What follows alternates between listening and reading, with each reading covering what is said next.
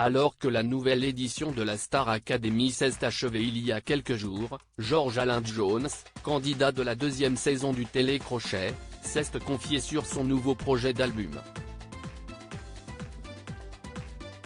L'occasion pour lui d'évoquer la raison pour laquelle son premier album n'est pas resté dans les annales. Siema Doma et Nolwenn Leroy ont brillé en 2002 sur la scène de la Star Academy par la puissance de leur voix, l'un de leurs camarades ne menait pas large. Passionné par la musique depuis l'enfance, George Alain Jones peinait à trouver sa place dans l'émission de télé-réalité mais aussi sur la scène lors des primes hebdomadaires. Le chant, si est arrivé avec le château. Par contre, j'ai essayé tous les instruments quand j'avais 8, 9 ans, a-t-il affirmé sur les ondes de Logo FM dans l'émission T'étais où ? Désormais âgé de 47 ans, l'ancien apprenti chanteur ne dénigre pas son passage dans la Star Academy.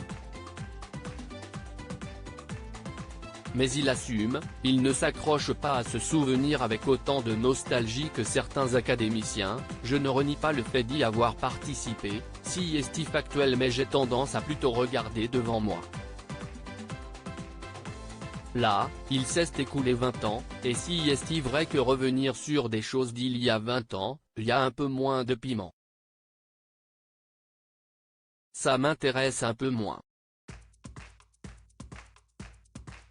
Si est pas que je crache dans la soupe, si est plutôt que je regarde devant et que je suis passé à autre chose depuis. Si est donc sans surprise qu'il ne s'était pas précipité pour sortir un premier album après sa sortie du château de Dammaril et Ellis. Un album inattendu 3 ans plus tard, il sortait finalement un album intitulé New Jersey.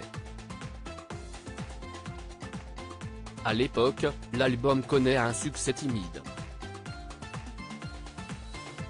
Pas de gloire phénoménale pour George Alain Jones, et en même temps, ce n'est pas ce qu'il souhaitait, j'ai pas vraiment joué le jeu sur le côté promotionnel de cet album, j'étais pas au bon endroit. À l'époque, il peut compter sur la compréhension de la maison de disques avec laquelle il a signé, Universal. D'un commun accord avec Monsieur Pascal Nègre, on a compris que c'était des marches trop hautes pour moi et c'était pas mon environnement. J'avais besoin d'être plus libre que ça et si est vrai que quand on signe des contrats avec des majors, à juste titre on doit des comptes et moi, pour rendre des comptes, y a meilleur que moi. Depuis, George Alain est devenu commentateur de sport extrême. Il s'épanouit à la télévision notamment sur la chaîne MCS Extrême.